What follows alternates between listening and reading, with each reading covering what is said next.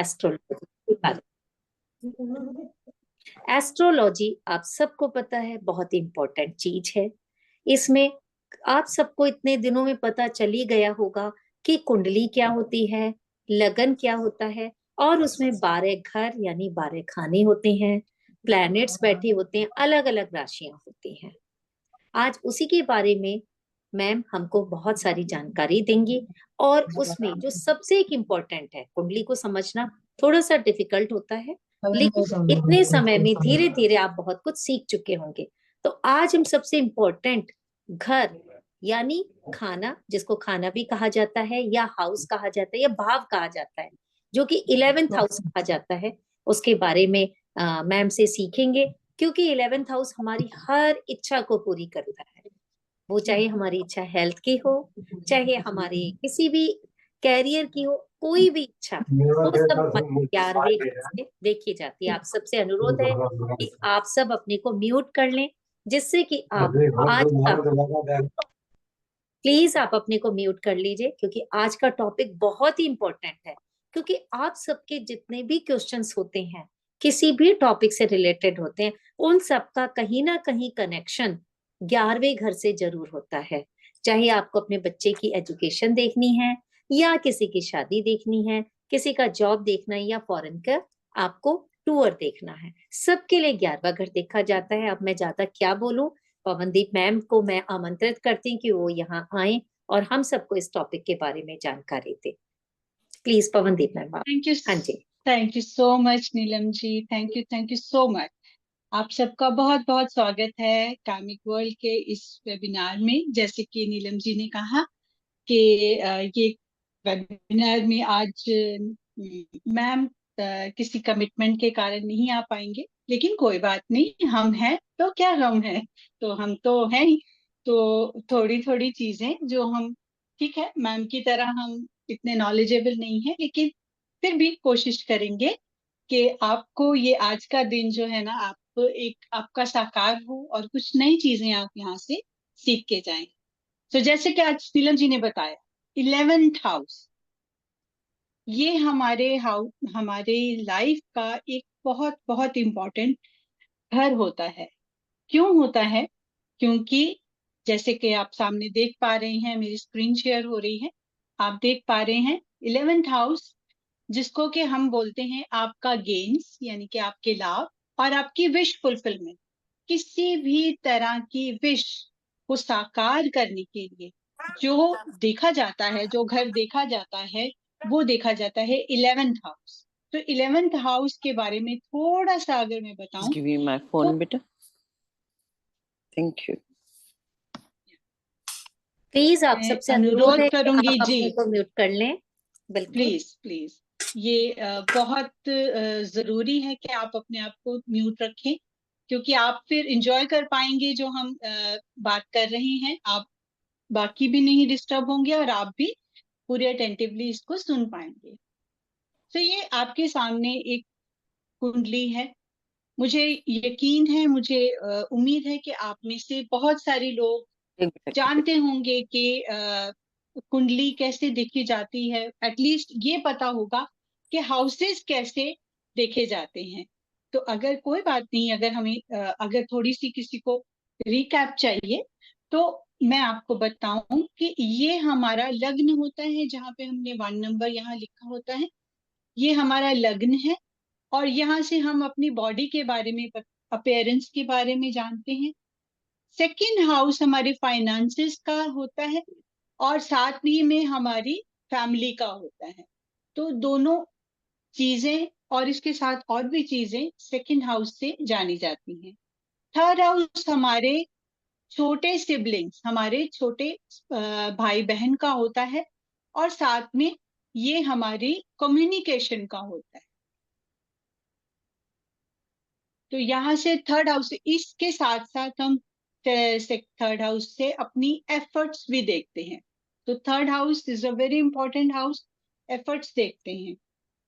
Fourth house, ये जो 4 number जहाँ लिखा हुआ है, ये फोर्थ हाउस है, ये हमारा सुख भाव है। तो हमारा पहला सुख जो होता है ना, वो माँ का। तो माँ का सुख, इट मीन्स कि ये हाउस जो है वो मदर का हाउस है। इसके साथ साथ ये हाउस हमारी प्रॉपर्टी का हाउस है, चल अचल प्रॉपर्टी जिसको हम कहते हैं, उसका हाउस है। यानी कि प्रॉपर्टी के अंदर हम व्हीकल्स भी ले लें तो इसी हाउस से हम देखेंगे। इसके साथ साथ हम यहाँ से प्राइमरी एजुकेशन देखते हैं, जो कि स्कूल तक की एजुकेशन होती है। लोकेटर फिफ्थ च हाउस, पाया हुन मैं ओदे डब्बी च पाता समान। प्लीज अपने आप को म्यूट कर लें। आई रिक्वेस्ट यू, प्लीज अपने आप को म्यूट कर लें। मनीषा गोचर, अपने आप को अनम्यूट कर लो। म्यूट कर लें जी। आप सबको अनम्यूट कर दो ना। देखिए ऐसा है, मैं कर सकती हूँ, लेकिन हम छोटे छोटे बच्चे तो नहीं हैं। वी कैन अंडरस्टैंड कि ये कितनी इम्पोर्टेंट है बात।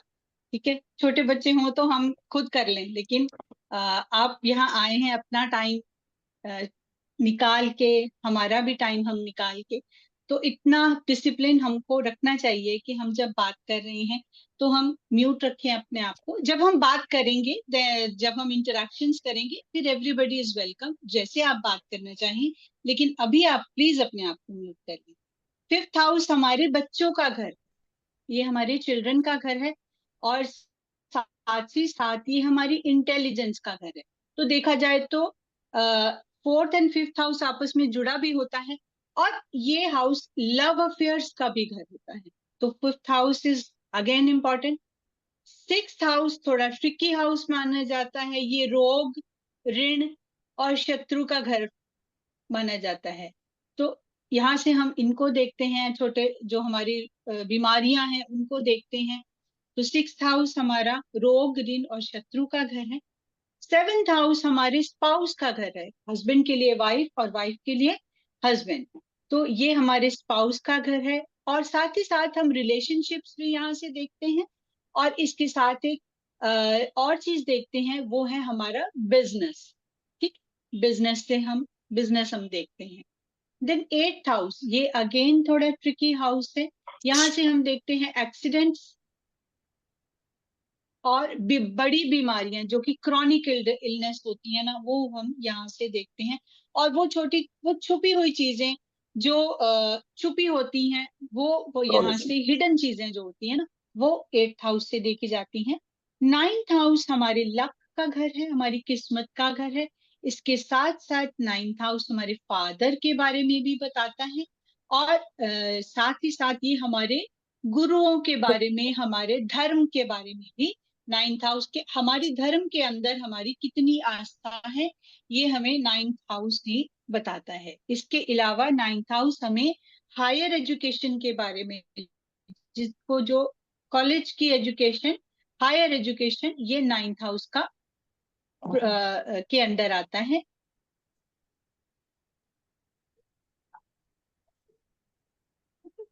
टेंथ हाउस, ये पूरी कुंडली में सबसे ज्यादा इंपॉर्टेंट हाउस टेंथ हाउस है, और उसके बाद एक घर है जो मैं बताऊंगी आगे। टेंथ हाउस को क्यों सबसे ज्यादा माना जाता है इम्पोर्टेंट, क्योंकि ये हमारे कर्मों का घर, हमारे कर्म, यहाँ से कोई भी कर्म जो भी हम काम करते हैं, ये हमारे कर्म डिसाइड करते हैं। हमारा टेंथ हाउस हमारे कर्म डिसाइड करते हैं, और उन कर्मों से हमें कितना फल मिलता है वो डिसाइड करता है हमारा 11th हाउस। तो ये कर्म और कर्मों का फल जो है ना, ये हमारे लिए लाइफ का, हमारे जीने का यही मकसद है, हमारे इस धरती पे आने का यही मकसद है कि हम अपने कर्म करेंगे, पिछले कर्मों को हम काटेंगे, इस जन्म के दिए हुए कर्म हम करेंगे। क्योंकि बाकी सब ये सारी चीजें, ये सब कुछ जो भी है, ये हमारी दी हुई है। ये सारी चीजें, हमारी बॉडी भी, हमारी शक्ल भी, हमारे फाइनेंसेस, हम किस फैमिली में पैदा हो रहे हैं, भाई बहन कौन होंगे हमारे, हमारी मदर कौन होंगी, हमारे बच्चे कैसे होंगे, क्या रोग लगेगा, क्या होगा, या फिर क्या हमारे हस्बैंड एंड वाइफ होंगे, एक्सीडेंट क्या होंगे, फादर कौन होगा, ये सब कुछ प्री डिसाइडेड। क्या प्री डिसाइडेड नहीं है, ये आप यहाँ पर जो कर्म करेंगे, I request you, please please mute your self, I request, नहीं तो फिर मुझे अपने आप से इधर से म्यूट करना पड़ेगा, जो मुझे बिल्कुल अच्छा नहीं लगता। प्लीज, ये जो 10th हाउस जो है ना, वो हमारे कर्म बताता है, और उन्हीं कर्मों को जब हम अच्छे से बिताते हैं, अच्छे से करते हैं, I think I will have to do something, I am sorry about that. मुझे सबको म्यूट करना पड़ेगा, I am very sorry about.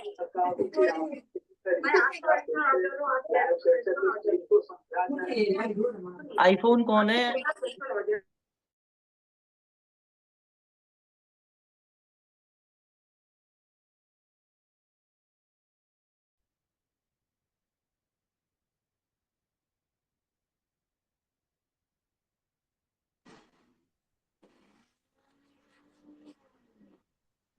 हमने सारा का सारा फ्लो टूट गया हमारा, सारी की सारी चीजें गुम हो गई।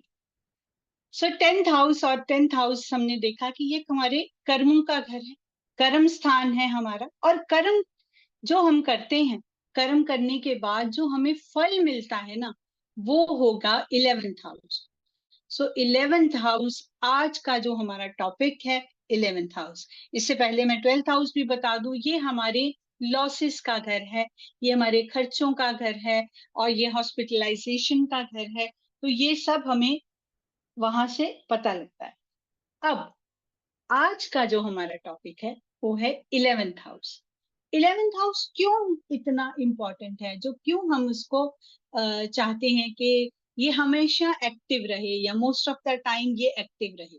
हम कर्म करते हैं, हम रोज कर्म करते हैं, लेकिन रोज हमें फल तो नहीं मिलता। फल मिलेगा तब, इच्छा पूर्ति हमारी तब होगी जब हमारा ये वाला हाउस 11th हाउस एक्टिव होगा। ठीक है, भगवान का दिया हुआ जो हमारा चक्र है, जीवन चक्र है, उसके हिसाब से तो हमारी जब फल मिलना है तभी मिलना है, लेकिन हम कुछ परमात्मा ने हमको फ्री विल्स भी दी हैं। फ्री विल्स क्या दी हैं कि हम अपने कर्मों को अच्छा करके हम फल भी पा सकते हैं। ठीक है, तो हम, और एक और भी तरीका है, हम अपने आप, परमात्मा की नजर जिसके ऊपर पड़ जाए, उसका तो बिना कर्मों के भी काम हो सकता है। सो हम कोशिश करते हैं, कि हम किसी ना किसी तरीके से 11th हाउस को एक्टिव करें। ठीक है, 11th हाउस को एक्टिव करने के लिए हमें ये पता होना चाहिए कि हमें 11th हाउस हमें दे क्या सकता है। सो 11th हाउस हमें क्या दे सकता है? 11th हाउस हमें इच्छा पूर्ति दे सकता है।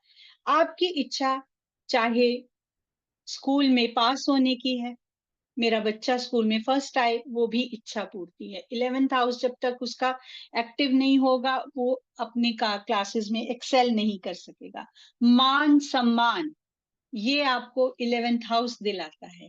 प्रमोशंस, ये आपको 11th हाउस दिलाता है।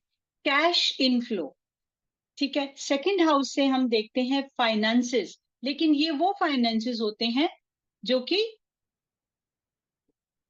अक्यूमुलेटेड होते हैं, जो हमारे बैंक में पड़े होते हैं, जिनको हम एक्चुअली में यूज नहीं करते, जो कि हो सकता है कि हेरिडिटरी हो, आप एक रिच फैमिली में बॉर्न हुए हो और आपके पास पैसे हो, लेकिन अगर आप कहो कि आपके पास कितने पैसे हैं या आपका कितना फायदा है उसमें, शायद उतना हो। एक रिच फैमिली में पैदा होने के बावजूद भी हो सकता है आपके हाथ में उतना कैश ना हो, जैसे अक्सर हाउस वाइफ्स के साथ होता है कि पैसा तो बहुत है लेकिन हाथ में कुछ नहीं है। ठीक है ना, तो वो चीजें कहाँ से आएंगी? वो 11th हाउस से हमें पता लगेंगी। 11th हाउस एक और चीज देता है, ये कैश इनफ्लो, ज्वेलरी, जो भी लिक्विड कैश जो होता है, लिक्विडिटी में जो चीजें अचल, जिसको हम कहते हैं अचल कैश जो होता है ना, वो सब की सब जो है वो 11th हाउस से आते हैं। जब आपका 11th हाउस एक्टिव होगा तभी आएगा। ना सिर्फ ये, एक कोई यंग कपल है, वो शादी करना चाहते हैं लेकिन शादी नहीं हो पा रही, उनके बाकी सब चीजें बहुत अच्छी हैं लेकिन शादी नहीं हो पा रही। क्यों? क्योंकि उनकी इच्छा पूर्ति वाला ये घर अभी एक्टिव नहीं है। वो कब एक्टिव होगा, तब जाके उनकी इच्छा की पूर्ति होगी। सो आपने देखा 11th हाउस कितना ज्यादा इंपॉर्टेंट। तो कैसे इसको एक्टिवेटेड रखें हमेशा, कि कैसे हम करें, कि क्या करें हम कि ये घर हमारा हमेशा ओपन रहे, हमारा ये घर हमेशा एक्टिव रहे। उसके लिए हम दो तरीके से देखते हैं। नंबर एक, जो इस घर में प्लेनेट बैठा होता है वहां से हमें पता लगता, ठीक है। जैसे कि अगर यहां आप देखें ये वाले घर में अगर किसी का एस लिखा हुआ है या सन बैठा हुआ है या सूर्य है, ठीक है, सूर्य बैठा हुआ, या फिर यहां पर 5 नंबर है, ये दोनों ही लोगों के लिए है, या यहाँ पे 5 नंबर है या फिर यहाँ पे सन बैठा हुआ है। तो आप क्या करें, सबसे पहले इस घर को एक्टिवेटेड रखने के लिए आपको क्या करना है, आपको रूबी पहनना है। रूबी स्टोन यानी कि मानिक रूबी स्टोन पहनना है। रूबी स्टोन पहनना कब है, संडे को पहनना है। और कितना इसका वेट होना चाहिए, आपकी बॉडी का divided by 10, body weight divided by 10, वो आपका रूबी का वेट होगा, ठीक है। जैसे किसी का अगर 70 kg है बॉडी वेट, तो 7 आपको 7 रत्ती होना चाहिए। लेकिन क्योंकि 7 रत्ती हो सकता है बहुत महंगा हो, तो आप ऐसा भी कर सकते हैं, मिनिमम जो होता है 6.25 मिनिमम, इतना आपको वेट लेकर चलना ही होगा। 6.5 6.25 रत्ती, इससे कम आपका वेट नहीं होना चाहिए फॉर एडल्ट पर्सन। और साथ, और अगर कोई बच्चा है तो उससे कम हो सकता है, यानी कि 5 रत्ती तक हो सकता है। लेकिन आइडियली, जिसको हम कहते हैं आइडियली, हम जितना होना चाहिए आपकी बॉडी वेट का डिवाइडेड बाय 10, वो आपकी रूबी का या आपके किसी भी स्टोन का, ये चीज जो है ना, वो मेरे जो भी मैं स्टोन्स बताऊंगी वो सब के लिए मतलब ये कॉमन है। अब इसको पहनना कहाँ है, ये इंडेक्स फिंगर जो होती है, इंडेक्स फिंगर यानी कि अंगूठा, अंगूठे के साथ वाली फिंगर जो होती है राइट हैंड की, इसको वहां हमने पहनना है। राइट हैंड की इंडेक्स फिंगर में हमको रूबी पहनना, ठीक है। नेक्स्ट, अगर आपके इस हाउस में 11th हाउस में 4 नंबर लिखा हुआ है और मून आ रहा है, ठीक है, मैं आऊंगी जब एक से ज्यादा भी प्लैनेट्स लिखे होते हैं तो क्या करना है वो भी मैं आऊंगी। लेकिन अभी हम सिंगल प्लैनेट्स के ऊपर कर रहे हैं। तो मून जो है, मून लिखा है, तो मून का जो प्लैनेट, मून का जो स्टोन है वो है मोती, पर्ल्स। तो सुच्चा मोती, अगेन वही वेट और वही कॉन्फ़िगरेशन हमने लेनी है। 4 नंबर लिखा हुआ है और या फिर मून बैठा हुआ है, तो आपको सुच्चा मोती पहनना है। सुच्चा मोती कहाँ पहना जाता है, लिटिल फिंगर में, सबसे छोटी जो हमारी राइट हैंड की लिटिल फिंगर जो होती है उसमें मोती पहना जाता है, ठीक है। तो आपका ये घर जो है हमेशा एक्टिवेटेड रहेगा, क्योंकि ये जो पर्ल्स होते हैं या ये जो स्टोन्स होते हैं, इनका काम यही होता है, ये उस घर को एक्टिवेट, उस प्लेनेट को हमेशा एक्टिवेट करके रखते हैं। अब आ गया, अगर आपके यहाँ पर मरकरी लिखा हुआ 11th हाउस में, या फिर 3 नंबर है या 6 नंबर, यहाँ 11 की जगह या 3 है या 6 है और मरकरी लिखा हुआ है, तो आपको कौन सा स्टोन पहनना है, तो फिर आपको एमरेल्ड पहनना है, जिसको हम पन्ना कहते हैं, ग्रीन कलर एमरेल्ड। इसकी वेट भी वही होगी, your body weight divided by 10, ठीक है। ये 2 फिंगर्स में पहना जा सकता है, या सबसे छोटी फिंगर में या फिर उसके साथ वाली, दोनों फिंगर्स में पहना जा सकता है, ठीक है। ये आप दोनों में से किसी में भी पहन सकते हैं। सो मरकरी अगर आपका यहाँ पर लिखा हुआ है, और या फिर 3 और 6 दोनों, 3 है या 6 नंबर यहाँ लिखा हुआ है, तो इट मीन्स इस हाउस को एक्टिवेटेड रखने के लिए आपको एमरेल्ड पहनना होगा, ठीक है। जो नेक्स्ट स्टोन है वो है, वो आ गया वीनस।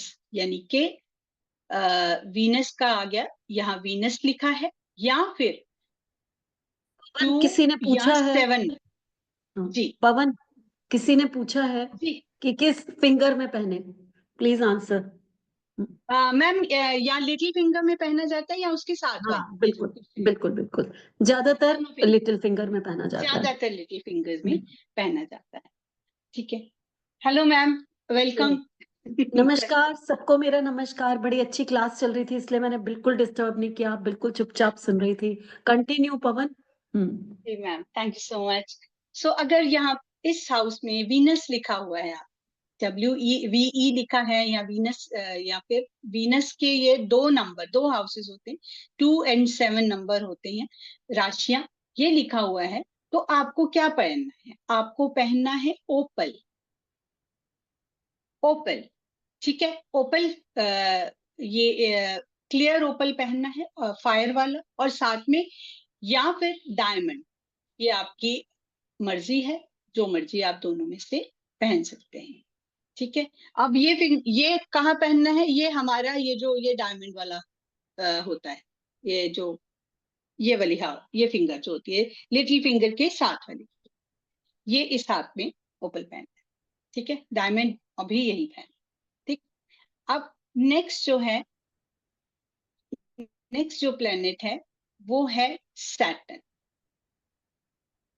सैटर्न है वो सैटर्न है, या जैसे ये 10 और 11 नंबर सैटर्न लिखा हुआ है, और 10 और 11 नंबर है, तो आप क्या पहन सकते हैं?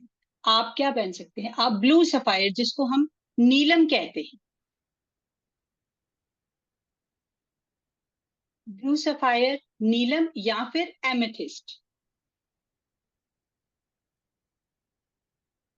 ये वाले स्टोन्स आप पहन सकते हैं। कहाँ पहनना है? ये आपकी सबसे बड़ी जो फिंगर होती है राइट हैंड की, ये हमने यहाँ पहनना है।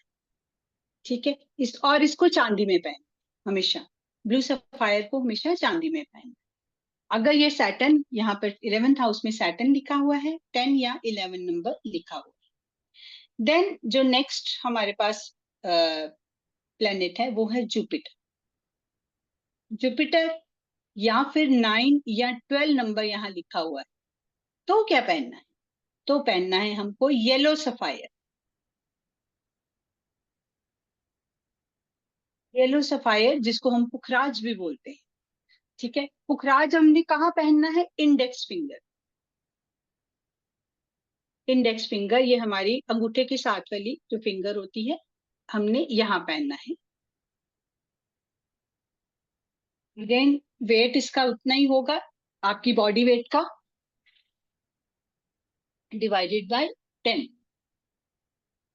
येलो सफायर, और इसको गोल्ड में पहना क्या जाता है। लग्न चार्ट ही देखना है पवन? किसी ने क्वेश्चन किया है कि क्या लग्न चार्ट देखना है ये सब करने के लिए? जी मैम, जी जी जी, इसे हमें लग्न चार्ट ही देखना है। लग्न चार्ट में 11th हाउस में कौन सा नंबर लिखा हुआ है? क्या 9 लिखा हुआ है या 12 लिखा हुआ है? तो इट मीन्स ये जुपिटर की राशियां हैं, या फिर जुपिटर खुद बैठे हुए हैं। इट मीन्स कि जुपिटर इस प्लेनेट, इस घर को रूल कर रहे हैं। तो हमको क्या पहनना है? हमको येलो सफायर, या फिर मतलब पुखराज जिसको हम बोलते हैं, वो पहनना है। टोपैज भी, बहुत सारे लोग इसको टोपैज भी बोलते हैं, तो ये भी उसी कैटेगरी में है। तो नेक्स्ट हमारे पास स्टोन जो प्लेनेट है वो है राहु, जिससे सारे डरते हैं। राहु का कोई नंबर नहीं है, राहु जिससे सारे डरते हैं। तो राहु का जो स्टोन है वो है कैट आई। मैम मैं कंफ्यूज, कैट आई। तो राहु का जो स्टोन है वो कैट आई है। आप अपने आप इसको कौन सी फिंगर में इसको एक मिडिल फिंगर, पवन, कैट आई तो हमारा प्रीशियस वो वाला सेमी प्रीशियस स्टोन है। एक गोमेद होता है। गोमेद भी होता है। जी हाँ। मैम, मैं आ रही थी उसके ऊपर। गोमेद भी होता है। तो पहले तुमने लिखा गया था, है ना?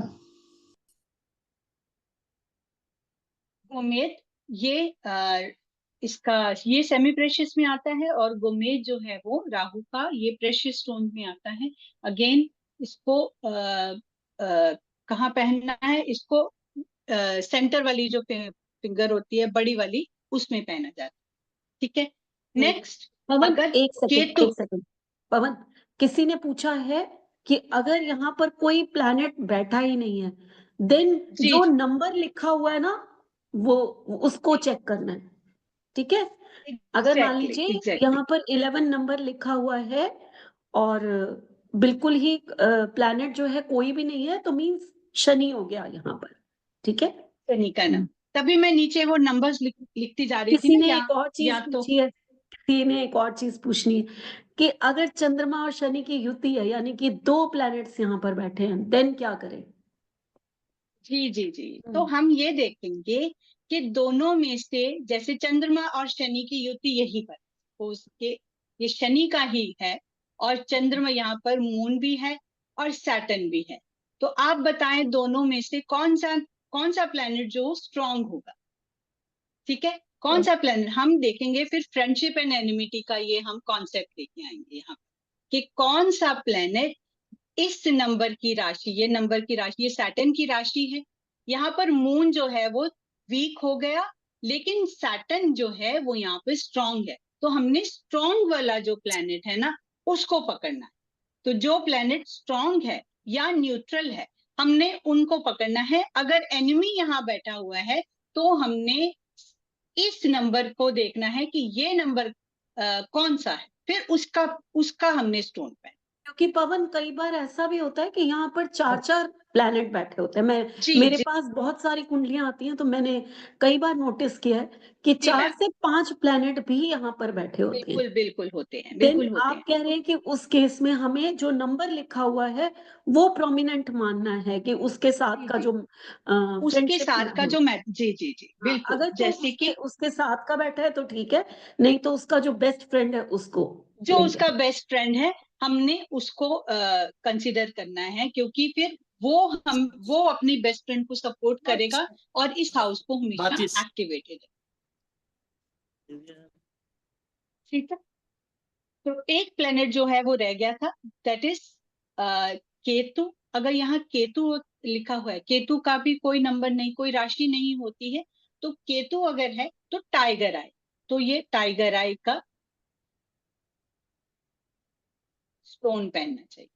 तो आपका जो है ये हाउस जो है वो हमेशा एक्टिवेटेड रहेगा।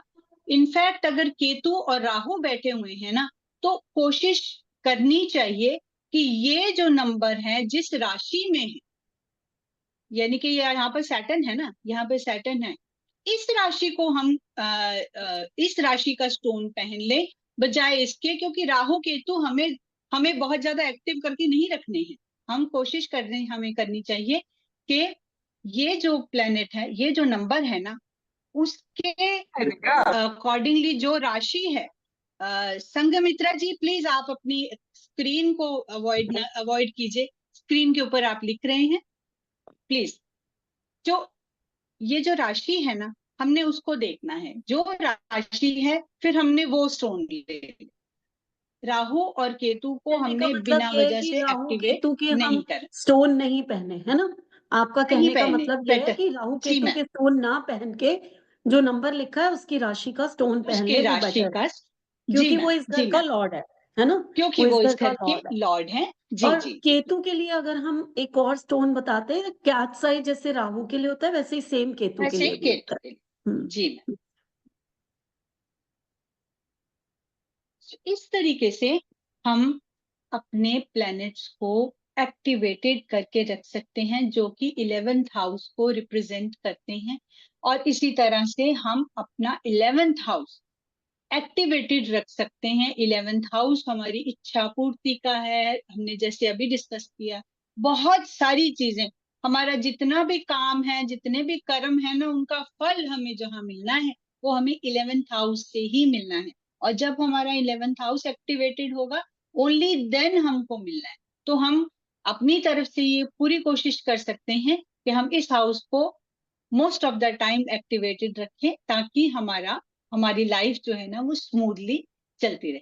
सो विद दिस, आज मैम आ गए हैं टाइम से, तो मैम प्लीज आज आप अपनी अपनी नॉलेज का कुछ हमें हमें भी शेयर दीजिए, कुछ हमें भी उसका दीजिए, क्योंकि आप तो बिल्कुल टाइम से आ गए हैं आज।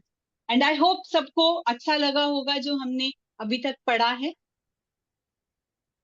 बिल्कुल बिल्कुल पवन, बहुत ज्यादा नॉलेज दिया आपने। और वही, हम तीनों एक से हैं, चाहे पवन, चाहे मैं, चाहे नीलम। जब हम बोलना शुरू करते हैं तो भूल जाते हैं कि वेबिनार चल रहा है या क्लास चल रही है। जितनी नॉलेज होती है सारी दे देते हैं, है ना? चलिए, अच्छी जी। बात है, कोई बात नहीं, अगर सबका फायदा होता है तो इसमें ही बहुत अच्छा है। तो आज आप लोगों ने 11th हाउस के बारे में सुना, और कितना कुछ आप लोगों ने यहाँ पर सीखा होगा आज, कि 11th हाउस मीन्स हमारी विश फुलफिलमेंट है। हमें जहां से गेन्स मिलते हैं, जहां वहीं से हमें सब कुछ मिलना है, एक ऐसा हाउस। और उसके बारे में आज आप लोगों को बहुत कुछ सीखने को मिला। ठीक है, तो आप लोग थोड़ा थोड़ा जितनी नॉलेज मिली है उसके बेसिस पे थोड़ा थोड़ा काम करना शुरू करिए 11th हाउस के ऊपर। ठीक है, इसके बारे में और भी नॉलेज दे देंगे, लेकिन क्या आप लोग वो जो 1 से लेकर और 11 को छोड़ दो, वो सीख लिया थोड़ा सा, क्या उसके 12 तक और भी तो हाउसेस हैं जो हमें बहुत कुछ देते हैं? क्योंकि सेकंड हाउस हमें पैसा देता है, तो क्या आप लोग ये सब सीखना चाहोगे? 7th हाउस है, मैरिज नहीं हो रही, तो वहां देखते हैं, अरे प्यार होगा कि नहीं होगा, ये 5th हाउस से देखते हैं। भाग्य कैसे साथ देगा, देगा भी सही कि नहीं देगा, बाहर ले जाएगा कि नहीं ले जाएगा, तो 9th एंड 12th हाउस से देखते हैं। तो ये सब चीजें अगर आप लोग डीप में सीखना चाहते हो, तो पवन पराशरी का कोर्स लेकर आ रही है, जो कि पूरे 5 महीने का कोर्स है। अगर कोई कोर्स 5 महीने का है तो इट मीन्स उसमें आपको बहुत कुछ सीखने। पवन, कितने दिन की क्लास है वीक में? 3 डेज? हम 3 days a week, जी 3 मैम, डेज, 3 days a हाँ। week। हाँ, वीक में 3 डेज की क्लास है, एंड 5 मंथ्स का ये कोर्स है, फुल कोर्स। तो इतनी डीप नॉलेज और इतना कुछ अगर आप सीखना चाहते हैं तो कांटेक्ट कर सकते हैं। बाकी तो हमारी क्लासेस चलती रहती हैं, जैसे 12th ऑफ दिसंबर से नेम न्यूमरोलॉजी की क्लास स्टार्ट हो रही है। मैंने थोड़ा सा लेट किया क्योंकि बहुत सारे स्टूडेंट्स जो हैं वो ज्वाइन करना चाह रहे थे। 4th को उनको कुछ प्रॉब्लम थी, मैंने इस कोर्स को थोड़ा सा आगे कर दिया। और 12th को तो कौन कौन अपना नाम चेंज करवाना चाहता है, कौन कौन खुद बैठे अपने पूरे परिवार का। और नेम न्यूमरोलॉजी बहुत इंपॉर्टेंट सब्जेक्ट है, नाम हमारी जिंदगी में बहुत इंपॉर्टेंस रखता है।